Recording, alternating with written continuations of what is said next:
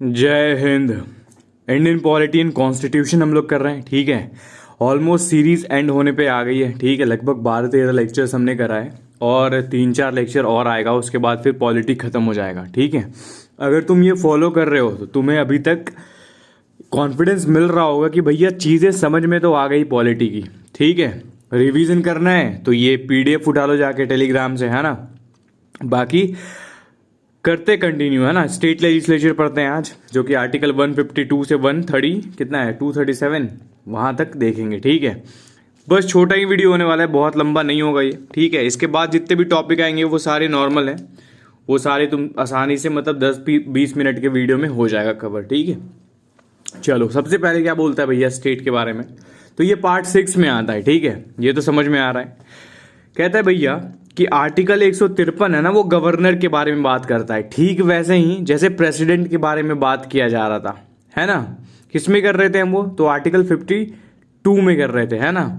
चलो, और क्या है भैया, every state must have a governor, सारे स्टेट के पास एक गवर्नर होना है। एक्सेप्शन क्या है भैया, कि same person can be governor of 2 state या उससे ज्यादा। ये ऐड किया गया था किससे, कौन से कॉन्स्टिट्यूशनल से, तो ये 7th कॉन्स्टिट्यूशनल अमेंडमेंट एक्ट से ये ऐड किया गया कि भैया जो एक गवर्नर है ना, हो सकता है कि उनको 2 राज्य का कारोबार भी दिया जाए, ठीक है। तो वो ऐसा कर सकते हैं, ठीक है। दूसरा क्या बोलता है, आर्टिकल 154 बोलता है executive power of the state. State का जो एग्जीक्यूटिव पावर है वो किस में वेस्ट होगा, तो वो गवर्नर में वेस्ट होगा, ठीक है। मतलब वो कौन संभालेंगे, वो गवर्नर संभालेंगे, ठीक है। ये एक्सरसाइज कर सकते हैं पावर, कैसे, directly through the subordinate officer. उनके जो जितने भी ऑफिसर्स हैं, जो उनके सबऑर्डिनेट्स हैं, है ना, तो उनके हेल्प से वो क्या कर सकते हैं, वो अपने पावर को एग्जीक्यूट कर सकते हैं, मतलब अपने पावर को इस्तेमाल कर सकते हैं, है ना। 55 क्या कहता है भैया, अपॉइंटमेंट के बारे में बात करता है। 155 है ना, किसके बारे में बात करता है, तो 155 बात करता है गवर्नर के अपॉइंटमेंट के बारे में, ठीक बात है। अपॉइंट कौन करेगा, तो प्रेसिडेंट करेगा। ध्यान रखना, गवर्नर को प्रेसिडेंट का मतलब सेंटर का एक तरह से सेंटर का क्या बोल सकते हो, जासूस के तौर पे तो नहीं बोल सकते, लेकिन मतलब ऐसा बोला जाता है कि सेंटर के ही आदमी होते हैं वो, ठीक है। सेंटर के ही लोग को अपने स्टेट लेवल पे बिठाया होता है ताकि सेंटर की चले, ऐसे इस टाइप से बोला जाता है इसको, ठीक है। ठीक है भैया, 156 में क्या दिया है, टर्म दिया है, ठीक है। होल्ड करते हैं ऑफिस जब तक प्रेसिडेंट चाहता है, ठीक है। जब तक प्रेसिडेंट चाहेगा तब तक ये होल्ड करेंगे। नॉर्मल टर्म क्या होता है, 5 साल का होता है, ठीक है, जब तक रिमूव ना करवाया जाए। रिजाइन कर सकते हैं, रेजिग्नेशन कर सकते हैं, जो किनको देके करेंगे, ऑब्वियसली प्रेसिडेंट को करेंगे, ठीक है। 157 क्या बात करता है, इनके क्वालिफिकेशन का बात करता है कि भैया ये सिटीजन ऑफ इंडिया होना चाहिए और 35 से ज़्यादा होनी चाहिए, ठीक है। और बाकी न profit of office of profit hold नहीं करना चाहिए। ये चीज़ें तो सब में थी, अनसाउंड माइंड के नहीं होने चाहिए, ठीक है, ये ध्यान रखना है। 158 में क्या है, कंडीशन ऑफ ऑफिस क्या है भैया, can not simultaneously be the member of parliament और state legislature must vacate seat. मतलब भैया कि ये एक साथ जो है ना, पार्लियामेंट के भी मेंबर और स्टेट लेजिस्लेचर के भी मेंबर नहीं हो सकते। अगर ऐसा होता है तो कोई भी एक सीट जो है वो वैकेट करना पड़ेगा इनको, ठीक है। Can not hold office of profit, ये हमने ऊपर देख लिया, ठीक है। क्या बोलता है भैया इंटाइटलमेंट में, ऑफिशियल रेसिडेंट जो होगा ना, रेंट फ्री मिलेगा इनको, ठीक है, सरकार देंगी। सैलरी अलाउंसेस कौन देगी, तो ये डिसाइड करेगा पार्लियामेंट, ठीक है। If governor of multiple state, अगर वो मल्टीपल स्टेट का गवर्नर है, बहुत इंपॉर्टेंट पॉइंट, तो क्या होगा भैया, तो सैलरी जो है ना स्टेट पे करेगी अलग अलग शहर में। मान लो बिहार है और झारखंड है, मान लेते हैं दोनों का गवर्नर एक है, तो यहाँ पे क्या होगा, उनका जो सैलरी है वो स्टेट पे करेगा, ठीक है। और वो स्टेट पे करेगा दोनों मिलके, ठीक है। शेयर डिवाइड होगा कि भैया आप इतना करो हम इतना करेंगे, वो चीज़, ठीक है। वो तय कहाँ से होगा, वो पार्लियामेंट से तय होगा। सैलरी अलाउंसेस जो है कभी रिड्यूस नहीं होगा टर्म के दौरान, ठीक है। चलो, 159 क्या बोलता है भैया, 159 कहता है ओथ और अफर्मेशन के बारे में, ठीक है। क्या बोलता है इसमें कि ये chief justice of high court इनको क्या दिलाएंगे, ओथ दिलाएंगे, या फिर कौन, या फिर सीनियर मोस्ट जज जो होते हैं वो इनको ओथ दिलाएंगे, ठीक है। आर्टिकल 160 कहता है भैया कि discharge of function in contingency, ठीक है। क्या बोलता है ये कि president may appoint someone to perform governor's function during contingencies like absence, illness और वैकेंसी। मतलब क्या कहता है भैया कि गवर्नर अगर नहीं भी है ना तो उसके जगह पे प्रेसिडेंट किसी को भी अपॉइंट कर सकता है टू फॉलो दीज थिंग्स, ठीक है। तो ये ध्यान रखना 160 में है। 161 में इनके पार्डनिंग पावर के बारे में बात करता है। जैसे प्रेसिडेंट का एक पार्डनिंग पावर होता था, ठीक वैसे ही इनको भी पार्डनिंग पावर होता है। क्या क्या कर सकते हैं और क्या नहीं कर सकता है वो लिमिटेशन देखते हैं। क्या कर सकते हैं भैया, तो कि कैन पार्डन, ग्रांट कर सकते हैं पार्डन। कौन सा तो रिप्राइव दे सकते हैं, रिस्पाइट दे सकते हैं, रेमिशन दे सकते हैं, ठीक है, अंडर स्टेट लॉ। लिमिटेशन है इसका क्या, can not pardon death sentences. President के पास सिर्फ हक है कि वो डेथ सेंटेंस को भी क्या कर सकता है, माफ कर सकता है, लेकिन इनके पास नहीं है। और नहीं, क्या नहीं है, can not pardon court martial, ठीक है। ये भी सिर्फ प्रेसिडेंट कर सकती हैं। क्यों, क्योंकि वो तो हेड है ना मिलिट्री की, तो वो कर सकती हैं, लेकिन गवर्नर ये नहीं कर सकता क्योंकि उसके अंडर में ये नहीं आता है मेरे भाई, ठीक है। आर्टिकल 162 क्या बात करता है, एक्सटेंट ऑफ एग्जीक्यूटिव पावर की governor's executive powers covers matter where state legislature has law making power. क्या बोलता है भैया कि गवर्नर्स का जो एग्जीक्यूटिव पावर है ना वो मैटर कवर करता है जो कि क्या है, where state legislature has law making power. जहां पे स्टेट लेजिस्लेचर जो है लॉ बनाती है, वो एग्जीक्यूट करने का जो काम है वो कौन करता है, वो गवर्नर करता है, ठीक है। यही कह रहा है। आर्टिकल 163 में क्या कहता है, काउंसिल ऑफ मिनिस्टर होगा भैया, ठीक है। जैसे हमने देखा था कि पार्लियामेंट में काउंसिल ऑफ मिनिस्टर होता है, ठीक वैसे ही स्टेट लेजिस्लेचर में भी होता है। गवर्नर ऐड करेगा उनको, वहां कौन करता था, प्रेसिडेंट करता था, ठीक है। Advised by council of minister and headed by chief minister. मतलब भैया कि काउंसिल ऑफ मिनिस्टर और चीफ मिनिस्टर के बिहाफ पे, बिहाफ इन द सेंस की बिहाफ पे नहीं, मतलब कि उनके कहने पे, उनके बात पे गवर्नर को वो करना पड़ेगा। कोई भी चीज डिसीजन लेना है तो वो उनके बेसिस पे, जैसे प्रेसिडेंट क्या करते थे, काउंसिल ऑफ मिनिस्टर्स और पीएम के कहने पे करते थे, ठीक वैसे ही यहाँ पे गवर्नर करेगा, ठीक है। ध्यान रखना, एडवाइस होगा वो बाइंडिंग होगा, वो मानना ही पड़ेगा, ठीक है। ऐसा नहीं कि डिनाई कर देंगे, ठीक है। चलो आर्टिकल 164 क्या कहता है, other provision related to minister. Ministers के अदर प्रोविजन के बारे में बात करता है। क्या कहता है भैया, CM appointed by governor. Governor जो है उसको कौन सीएम अपॉइंट करेगा, ठीक है। अच्छा सॉरी, गवर्नर अपॉइंट करेगा सीएम को, ठीक है। अदर मिनिस्टर को भी अपॉइंट कौन करेगा, सीएम के एडवाइस पे करेगा, कौन, गवर्नर ही, ठीक है। ध्यान रखना इसको। Council collectively responsible to legislative assembly. जैसे वहां पे क्या था, जितने भी काउंसिल ऑफ मिनिस्टर थे वो लोकसभा को रिस्पॉन्सिबल थे। यहाँ पे जो काउंसिल बनेगी वो किसको रिस्पॉन्सिबल होगी, तो लेजिस्लेटिव असेंबली को। Minister must take oath of office and secrecy. ठीक बात है कि ओथ लेगा, ठीक है। Minister not a member of legislature for 6 month ceases to hold office. क्या बोलता है भैया, अगर मिनिस्टर अपॉइंट हो गया, ठीक है, और 6 महीने के अंदर वो मेंबर नहीं बनता है या इलेक्ट नहीं होता है तो क्या होगा भैया, उसको उसका जो सीट है उसको सीज कर दिया जाएगा, ठीक है। Salary is decided by legislature. State legislature जो है वो डिसाइड करेगा कि सैलरी क्या है भैया, ठीक है। आर्टिकल 165 एडवोकेट जनरल के बारे में बात करता है, वेरी इंपॉर्टेंट आर्टिकल, ठीक है। क्या बोलता है भैया, अपॉइंटेड बाय गवर्नर। कौन अपॉइंट करता है एडवोकेट जनरल को, तो गवर्नर करता है मेरे भाई, ठीक है। उसी तरह अटॉर्नी जनरल को कौन करते थे, तो प्रेसिडेंट करते थे। ये हम आगे जब पढ़ेंगे ना जितने भी बॉडीज हैं उनके बारे में, तो हम ये देखेंगे, ठीक है। Must be qualified to be high court जज। वो जो होने चाहिए वो हाई कोर्ट के जज के तौर पे क्वालिफाइड होने चाहिए, ठीक है। Advices state government on legal matters. ये क्या करेंगे, ये लीगल मैटर्स में हेल्प करेंगे किनको, गवर्नमेंट को। मतलब भैया कोई भी केस होता है गवर्नमेंट पे, ठीक है, तो गवर्नमेंट को अपना रिप्रेजेंटेटिव भेजना पड़ता है, ठीक है। तो ये जो अटॉर्नी जनरल होते हैं ये उनको रिप्रेजेंट करते हैं कोर्ट में, ये गवर्नमेंट के साइड से लड़ते हैं, ठीक है।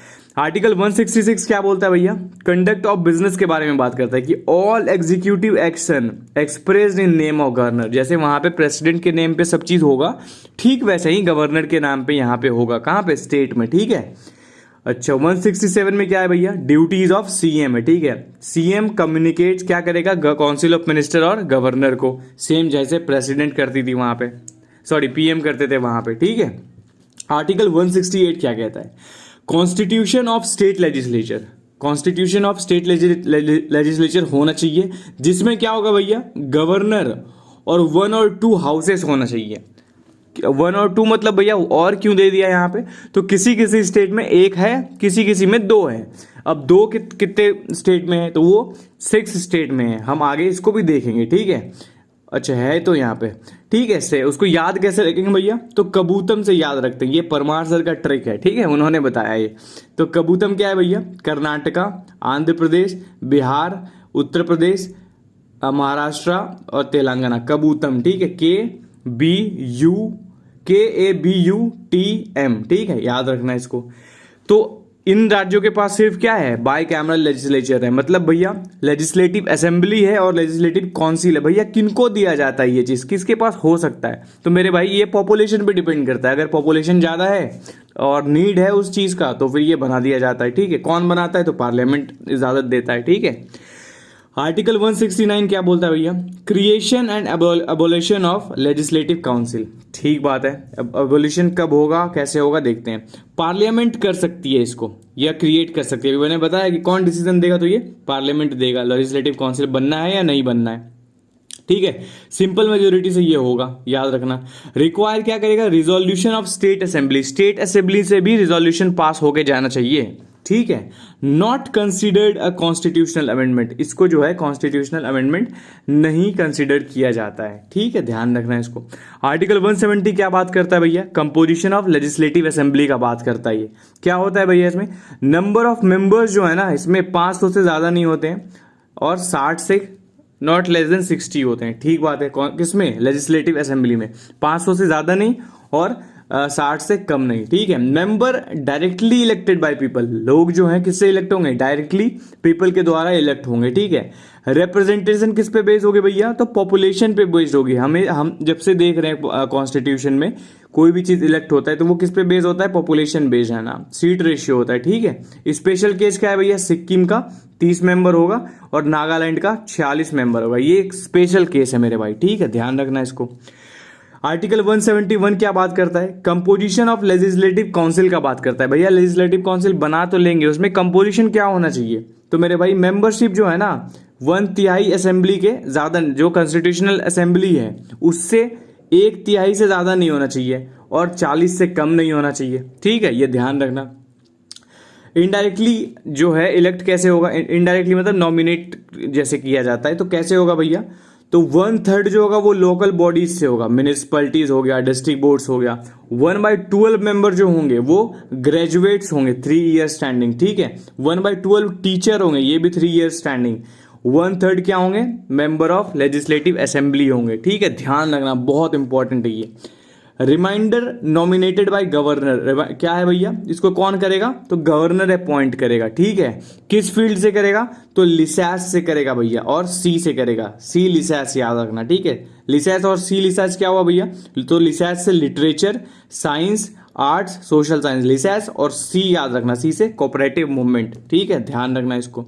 आर्टिकल 172 क्या बात करता है, ड्यूरेशन का बात करता है भैया, कि लेजिस्लेटिव असेंबली जो है वो 5 साल का होगा, जब तक उसको डिसॉल्व नहीं किया जाएगा तो वो डिसॉल्व होगा नहीं, वो 5 साल का होगा अगर डिसॉल्व नहीं किया जाएगा तो, ठीक है। लेजिस्लेटिव काउंसिल जो होगा ना ये 6 साल का होगा और इसका कोई डिसोल्यूशन नहीं होगा, क्योंकि इसमें क्या होगा, 1/3 मेंबर हर 2 साल पे रिटायर करेगा, सेम जैसे वहां पे होता था, ठीक है, राज्यसभा में। आर्टिकल 170 क्या बात करता है भैया, इसके क्वालिफिकेशन का बात करता है कि सिटीजन ऑफ इंडिया होना चाहिए, लेजिस्लेटिव अगर असेंबली है तो 25 का एज, लेजिस्लेटिव काउंसिल है तो 30 का एज होना चाहिए। क्वालिफिकेशन डिसाइड कौन करेगा, पार्लियामेंट डिसाइड करेगा।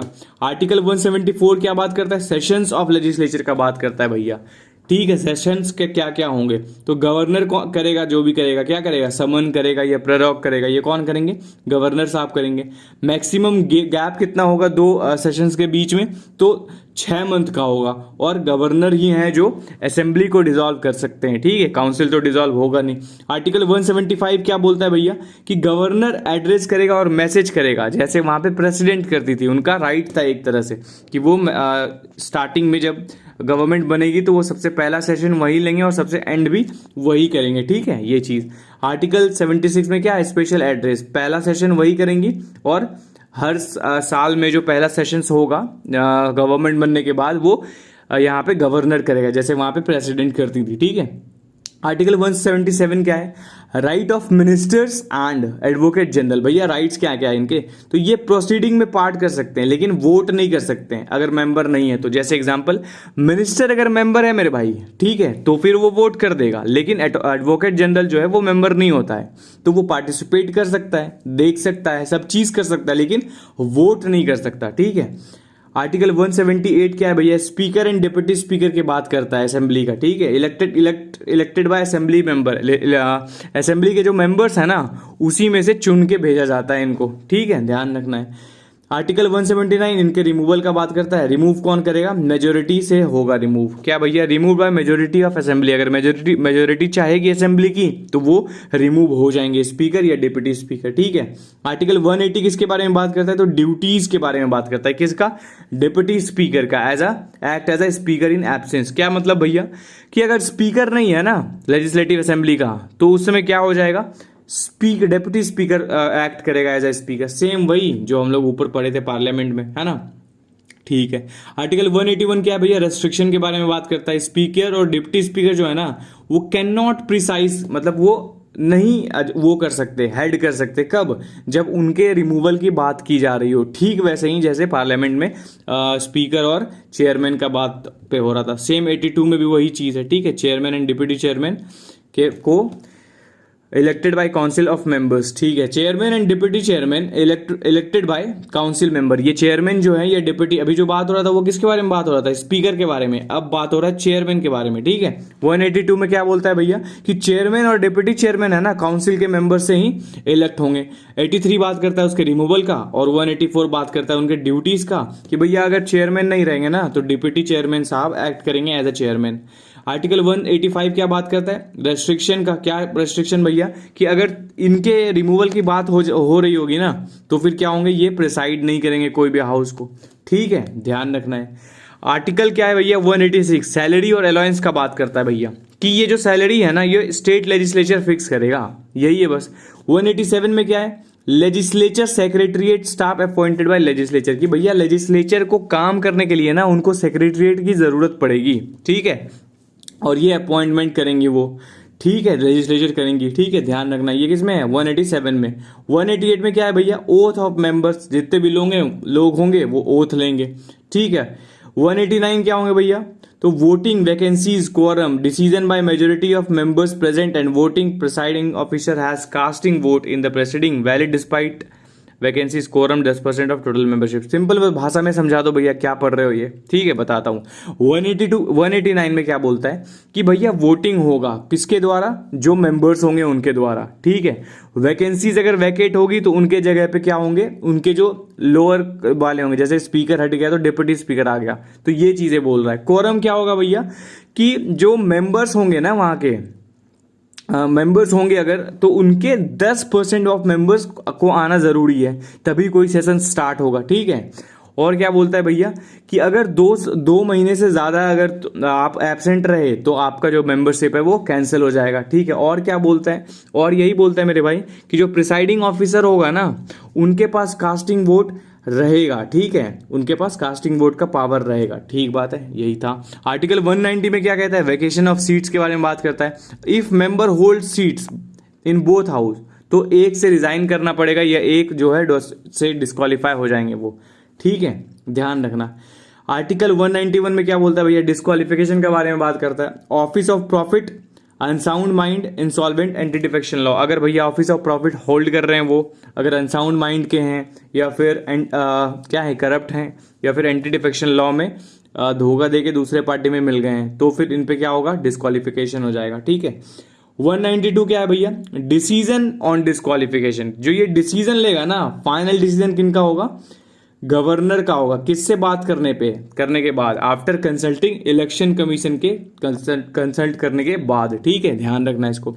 193 में क्या है भैया, पेनल्टी के बारे में बात करता है कि मेंबर जो है ना उसमें अगर बिना ओथ के आ जाते हैं वो, ठीक है, या फिर डिस्क्वालीफाई हो जाते हैं, ठीक है, तो या फिर जैसे मान लो member sitting voting without sitting या वोट, वो बैठे हुए हैं या वोट कर रहे हैं विदाउट ओथ, बिना ओथ के या फिर बिना या फिर डिस्क्वालीफाई करने के बाद, तो फिर क्या होंगे भैया, तो फिर उन पे फाइन लगेगा। जैसे वहां पे पार्लियामेंट में भी फाइन लगता था 500 का। ठीक है, वैसे ही 194 में क्या है, पावर और प्रिविलेज का बात करता है कि लेजिस्लेचर और मेंबर जो है ना उनका स्पेशल प्रिविलेज होगा, इम्यूनिटीज होगा। क्या मतलब भैया, यही मतलब कि जो सेशंस में होंगे ना वो, तो वो कुछ भी बोल सकते हैं, किसी भी चीज़ पे डिस्कशन कर सकते हैं, कैसा भी लैंग्वेज यूज कर सकते हैं, उनको जो है कानूनी कार्रवाई नहीं होगी। ठीक है, ध्यान रखना।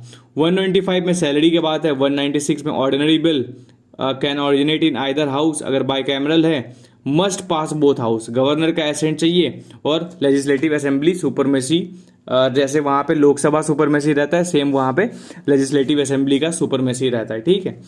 If legislative council reject bill from legislative assembly, bill passes, if legislative assembly passes again, अगर लेजिस्लेटिव काउंसिल बिल को जो है ना रिजेक्ट कर दिया मान लो, और लेजिस्लेटिव असेंबली फिर से बिल पास कर दिया, ठीक है, तो सॉरी फिर से बिल पास कर सकता है। ठीक है, ये चीज है। If legislative reject bill from legislative council, bill passes if legislative assembly passes again. ठीक बात है, वही सेम चीज जो समझाया वही है। ठीक है। If legislative council originate bill rejected by legislative assembly, bill lapses, मतलब क्या भैया, अगर लेजिस्लेटिव असेंबली रिजेक्ट कर देता है ना, और ओरिजिनेट कहां से हुआ है, लेजिस्लेटिव काउंसिल से, तो वो फिर भी जो है क्या हो जाएगा, लैप्स हो जाएगा, मतलब बिल कैंसिल हो जाएगा। क्यों भैया ऐसा, क्योंकि ऑब्वियसली लेजिस्लेटिव असेंबली जो है ना वो मेन बॉडी है। ठीक है, उस पे ज्यादा वो पावर एंजॉय करता है, इस चीज में सुपरमेसी है भैया उसका, इसीलिए इससे अगर ओरिजिनेट हो भी जाता है, ये अगर रिजेक्ट कर दिया तो बिल लैप्स हो जाएगा मेरे भाई। Legislative council can delay bill maximum 4 month, 4 month तक मैक्सिमम डिले कर सकते हैं भैया। 3 + 1 month. No joint sitting at state level, parliament में सिर्फ state level sorry joint sitting होता है, यहाँ पे नहीं होता है। ठीक है, ध्यान रखना इसका। आर्टिकल 197 क्या बोलता है भैया, रेस्ट्रिक्शन ऑन लेजिस्लेटिव काउंसिल के पावर ऑन ऑर्डिनरी बिल। ठीक बात है, रेस्ट्रिक्शन के बारे में बात करता है।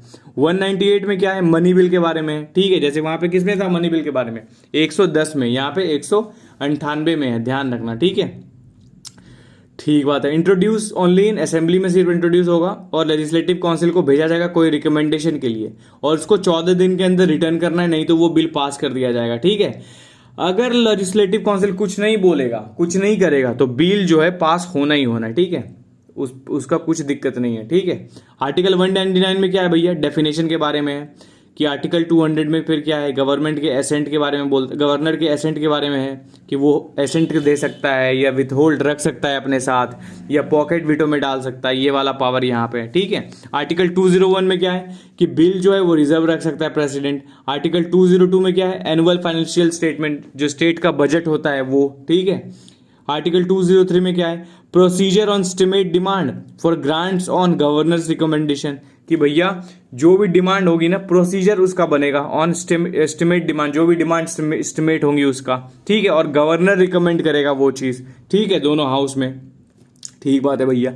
आर्टिकल 204 क्या कहता है, अप्रोप्रिएशन बिल के बारे में बात करता है। 205 क्या है, सप्लीमेंट्री एडिशनल और एक्सेस ग्रांट के बारे में बात करता है। 206 क्या है भैया, vote on account, vote on credit, exceptional grant के बारे में बात करता है। ये सब पावर है किसका, गवर्नर के हाथ का, उसके बाद का बात का। ठीक है, ये हमने इतने स्पीड में क्यों भाग रहे हो, ठीक है, ये पूछ रहे होगे, तो भाई ये सब हमने करा है किसमें, पार्लियामेंट जब हम कर रहे थे, सेम चीज। ठीक है, वही है उसमें, उसी सेम जैसे हम पार्लियामेंट में मूव कर रहे थे प्रेसिडेंट और काउंसिल ऑफ मिनिस्टर्स, सेम यहाँ पे है। ठीक है, इसलिए मैंने ये सारी चीजें एक्सप्लेन करी है पहले। ठीक है, चलो 207 में क्या है भैया, प्रोविजन है फाइनेंशियल बिल के रिगार्डिंग, जिसको गवर्नर का रिक्वायरमेंट चाहिए होगा। ठीक है।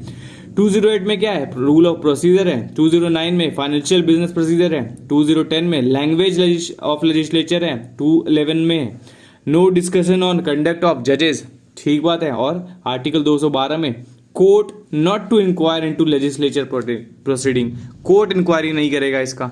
तो ये सारे जो लास्ट में मैंने दिखाए ना, ये सारे ये सब याद करने वाली चीज़ें थी, इसमें कुछ समझाना है नहीं। हमने जो समझना था वो हमने पहले समझ रखी है इन चीज़ों में, ठीक है। तो इसलिए मैंने ये जल्दी करा। चलो अब हम क्वेश्चंस देख लेते हैं इसको, उसके बाद आगे बढ़ते हैं। विच of the following state has by cameral legislature, हमने बताया था क्या था वो, कबूतम था भैया। तो इसमें से के एक कर्नाटका है भैया, टी से तेलंगाना था, तमिलनाडु तो था नहीं भैया, तो कर्नाटका यहाँ से राइट आंसर हो जाएगा, ठीक है, option C. The legislative council in a state can be created और एबोलिश्ड बाय, कौन उसको कर सकता है भैया, तो ये the parliament on the recommendation of state assembly, बिल्कुल ऑप्शन डी इज करेक्ट, ठीक है। चलो, who decide on question about disqualification of member of state legislature, governor कर सकता है, स्टेट इलेक्शन कमीशन कर सकता है, प्रेसिडेंट कर सकता है, या हाई कोर्ट कर सकता है, कौन कर सकता है ये गवर्नर साहब कर सकते हैं, ठीक है। ये डिसाइड करेंगे फाइनल किसके रिकमेंडेशन से, जो इलेक्शन कमीशन है उनके, ठीक है, उनसे कंसल्ट करने के बाद।